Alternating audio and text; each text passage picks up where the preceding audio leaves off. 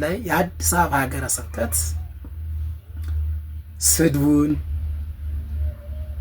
ውርጅብኙን፣ ትችቱን ችሎ የሚያሻሽለውን ያሻሽላል፣ የማያሻሽለውን ደግሞ ካለ መሪውን ስራ አስኪያጅ ይቀይራል፣ ጳጳስ ይቀይራል፣ ለማስተካከል ይሞክራል። ብዙ ጊዜ የአዲስ አበባና የሚጠረጠር በሙስና የሚተች ሀገረ ስብከት ነው። ይህ ሀገረ ስብከት ግን ብዙ ጊዜ ራሱን ለማስተካከል ይሞክራል። ሰንሰለቱ አልበጠስ ብሎ አደጋው ነው እንጂ ብዙ ጊዜ አሁን ባሉት ስራ አስኪያጅም ሆነ አሁን ባሉት ሊቃነ ጳጳሳት ብዙ ስራዎች ተሰርተዋል። ብዙ ለማስተካከል ሙከራ እየተደረገ ነው። የማነን በብሔሩ ትግራይ በመሆኑ አይደለም ስንተቸው የነበር። የራሱ በየማነ ቪዲዮ ሰርቻለሁ። የተቸውት የትግራይ ተወላጅ በመሆኑ አይደለም የተቸውት። ቅድስት ቤተክርስቲያን ከሙስና እንድትነጻ ህግ እንዲስተካከል ነው እንጂ የጮህ ነው የማነ የትግራይ ተወላጅ ስለሆነ አይደለም። ባህር ዳር አካባቢ ስንጮህም ትውልዳችሁን፣ ሰፈራችሁን፣ አካባቢያችሁን ስማችሁን አልጠራንም። ሲጀመር ከዚህ ውጡና ተስተካከሉ። ሀገረ ስብከቱ ሚዛናዊ በሆኑ ሰዎች ይመራ። አቡነ አብርሃም ራሳቸው የአዲስ አበባን ሀገረ ስብከት ሲተቹ ለምን ተቹ አልተባሉ፣ ደግፈናቸዋል። ሰላም በድጋሚ እንደምን አላችሁ፣ እንደምን ሰነበታችሁ? አሜን። እግዚአብሔር የተከበረ ይሁን እያልኩኝ ሁላችሁም እንግዲህ ትልቅ ሀሳብ ላደርሳችሁ ነው። ሼር፣ ላይክ፣ ዱዊት በማድረግ ተባበሩኝ። እንግዲህ በቀደም ስለ ባህር ዳር ሀገረ ስብከት ተናግሬ ነበረ። በዛም አብዛኛውን ከተቃውሞ ይልቅ እርግጠኛ ነኝ 99% የሀሳቡ ደጋፊ ይበዛል። እውነት ነው፣ ትክክል ነው። ባህር ዳር ከተማ ከአዲስ አበባ ብሷል።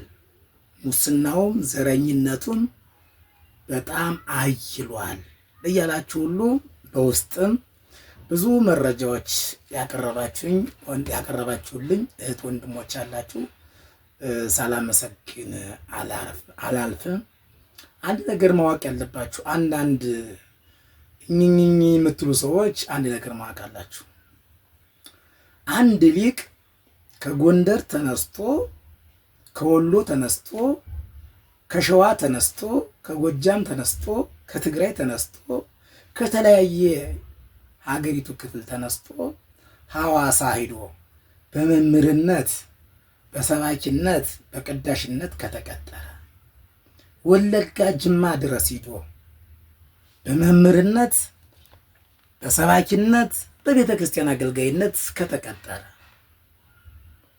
አዳማ ናዝሬት ሂዶ እንዲሁ ከየትም ተነስቶ ሂዶ ባህር ዳር ከየትም መጥቶ የቤተ ክርስቲያኒቱ አገልጋይ ከሆነ፣ ድሬዳዋ ሂዶ እንዲሁ የቤተ ክርስቲያኒቱ አገልጋይ ከሆነ፣ ሐረር ሂዶ የቤተ ክርስቲያኒቱ አገልጋይ ከሆነ፣ አዲስ አበባ ተጉዞ መጥቶ ኢትዮጵያ ሀገሬ ነው ብሎ አዲስ አበባ ለመቀደስ፣ ለማወደስ፣ ለመስበክ ምንም አይነት መስፈርት ካልወጣለት እኔ ከጎንደር ተነስቼ፣ ከወሎ ተነስቼ፣ ከሸዋ ተነስቼ፣ ከትግራይ ተነስቼ፣ ከተለያየ ሀገሪቱ ክፍል ተነስቼ ባህር ዳር፣ ጎንደር፣ ደሴ፣ ደብረ ብርሃን የማልቀጠርበት አገልጋይ የማልሆንበት ማንስ ሊከለክለኝ ይችላል?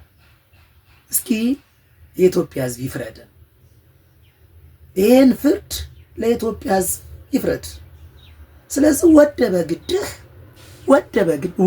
በግድህ ባህር ዳር የጋራችን ከተማ፣ የጋራችን ሀገር፣ የጋራችን ቅድስት ቤተ ክርስቲያን ካለች አንተ ምንም እኩል የማገልገል እኩል ለቤተ ክርስቲያን ኃላፊነት የመሾም የባህር ዳርን ሀገረ ስብከት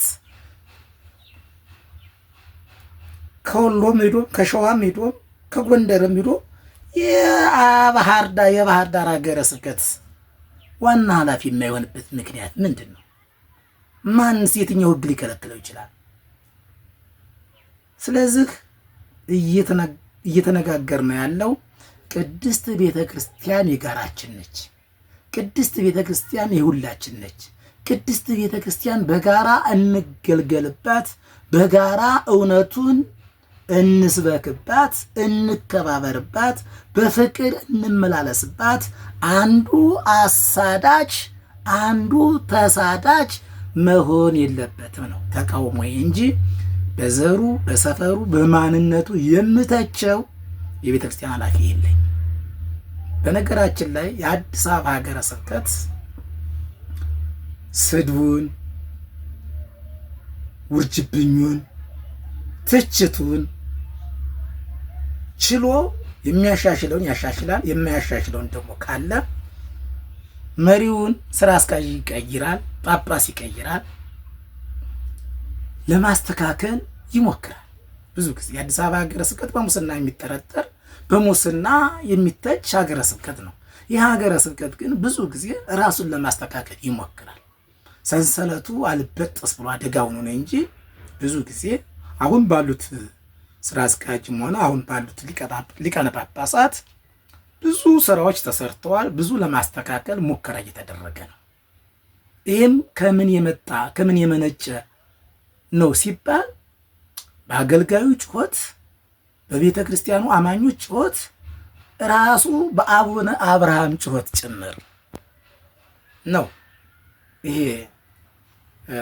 የአመራር ሽግግር ተደርጎ ቅያሬ ተደርጎ ብዙ ለማስተካከል የተሞከረ እንጂ የማነን በብሔሩ ትግራይ በመሆኑ አይደለም ስንተቸው የነበር። ይሄ ራሱ በየማነ ቪዲዮ ሰርቻለሁ።